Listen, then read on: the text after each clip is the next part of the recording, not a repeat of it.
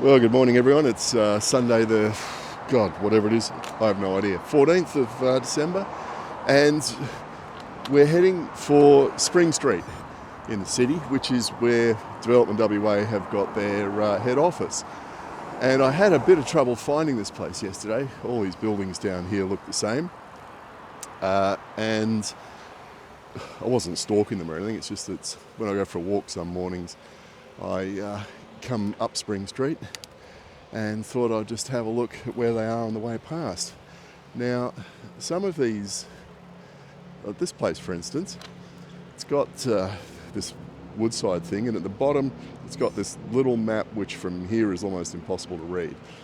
But that kind of post like that, well, actually there's another one here, quite useful for wayfinding, except for some reason they've decided to put the map down the bottom where the bollards obscure it, and the map's so small and the font is so small you really can't read it. But at least it's double-sided. This one here is actually a much better map. It's very skinny, but they've now got these things all over Perth, and they've got them in over Freo as well. That's a much better map. It's in colour and it's larger, and the font size is much bigger. But anyway, I'm getting off track. What I meant to do was come down here to where 5 Spring Street, can't get my words out this morning. Here we are at 5 Spring Street, which is their headquarters. And I can't, well actually, you know what? I walked right past that map yesterday. Did not see it. Still doesn't tell me much. Anyway, imagine if these things didn't exist and people were having trouble finding their way around, and obviously they would, because if you look down I don't know if you can see down the bottom there, but this is a hideously complex collection of buildings, and they haven't even numbered them in a sensible way. You know, it goes 1, 2, 3, 4, 5, 6, 7. It's like, I don't know why they don't go round. Anyway, I imagine a lot of people must have trouble finding their way to the appropriate building when they're coming to a meeting here. So, imagine, let's go down here. Imagine you're the chief executive of DevelopmentWA, and you're getting all these complaints from visitors saying, I can't find your office. Every time I turn up there, I get lost and I've got no idea where I'm going. So, chief executive calls a meeting of the comms and marketing team and maybe some project managers and says, look, let's brainstorm some ideas here and figure out how can we make it easier for people coming to visit us to actually know where we are and find their way to where we are. And they go away and they come back and they go, right boss, we've come up with this fantastic idea. We're going to put up these great big signage poles, and they're going to be, can I cross? I have no idea. Sunday morning, there's no one around. And we're going to make them, we're going to do it in our corporate colours, and we're going to use our corporate font. You know, that all that stuff that we spent a huge amount of money on consultants getting that right. And we're going to have this nice big lettering, on the DevelopmentWA. And then right down the bottom of the pole, we're going to have this QR code that the visitors can click on, and that will take them to a web page, and then they scroll through, all this stuff about who we are and what we do and all that kind of stuff. And right down the bottom of the page, we're going to put a map. And at that point, you can just see the chief executive doing a Gordon Ramsay and getting out two slices of bread and going, what are you? I'm an idiot sandwich. Because, that does sound like about the stupidest thing that's probably ever been suggested in a corporate business meeting. Of course, they're going to say, a sensible chief executive would say, why don't you just make things really simple and cheap and put the map down at the bottom or somewhere on that sign? Because you then remove all the dependencies on technology. You don't have to assume that someone's got a phone. I mean, there might be an old person turning up with a non-smartphone, those kind of pensional phones they have these days, and pretty much all you can do is make phone calls on them.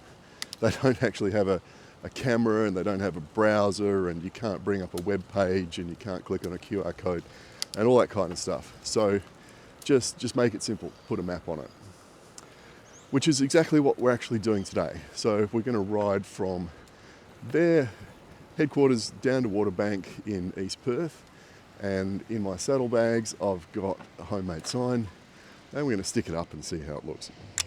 Now I've taken a slight detour and I've stopped at this place called About Bike Hire, which is, as a crow flies, maybe about 100 metres away from this Waterbank project.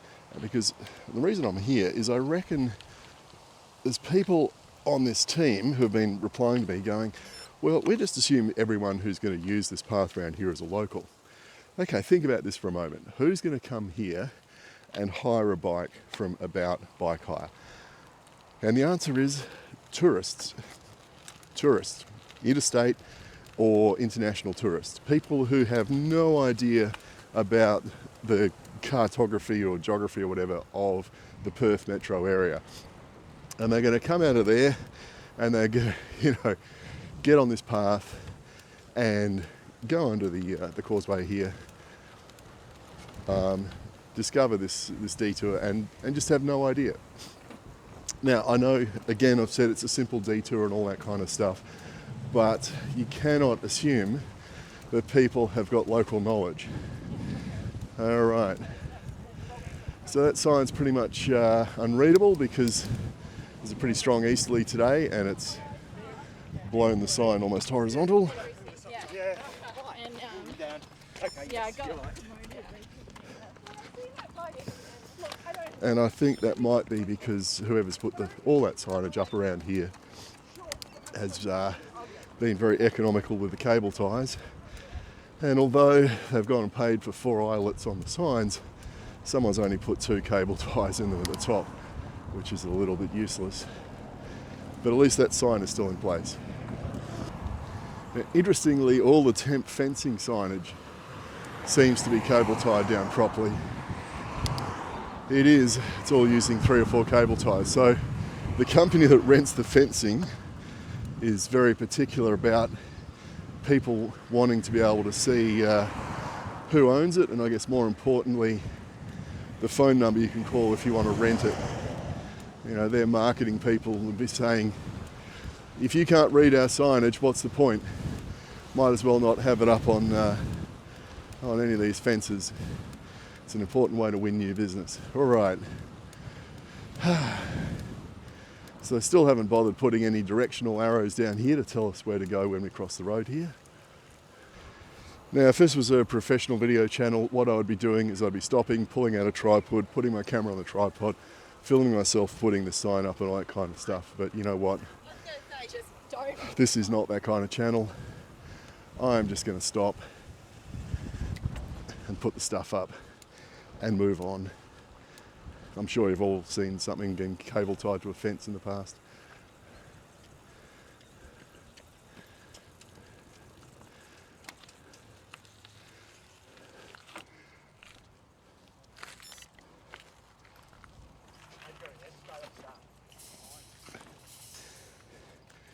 And the interesting thing today is the sign, which used to be over there, is now blown over there.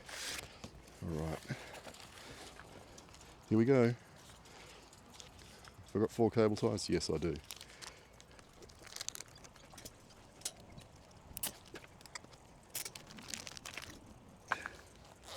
Alright, most important thing is rubbish is going in the bin. Alright, so there's this beautiful, ginormous sign, and it stands way over my head. If I stood on that concrete block, I still wouldn't be able to touch the top of that sign. That's how big it is. Okay, so the official signage, the detour signage, well, it's moved. It's been blown over there, and you can see the size of the QR code there. It's absolutely tiny. It's like 2 matchboxes put together. And yeah, obviously someone doesn't care about that too much. All right, here's our map. It's not particularly large, it's not particularly clear, but you know what? It's not bad. Problem is, it's completely the wrong way round. This should actually be rotated all the way around, because I'm actually here. Yeah, I'm here.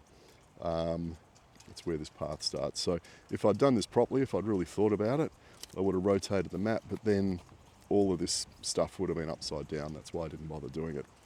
But as far as this thing's going, that's a nice, reasonably wide path.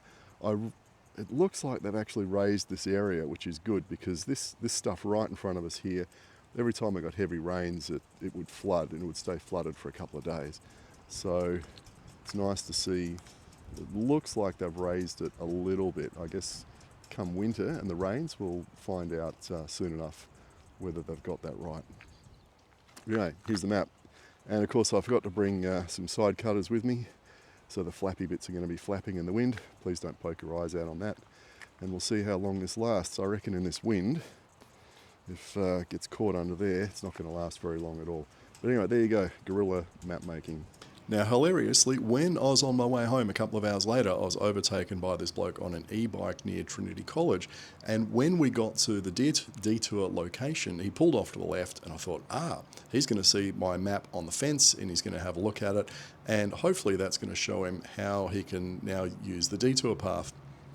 No, he decided to just push the fence aside, make a gap, and ride through there and give the new path a bit of a test ride.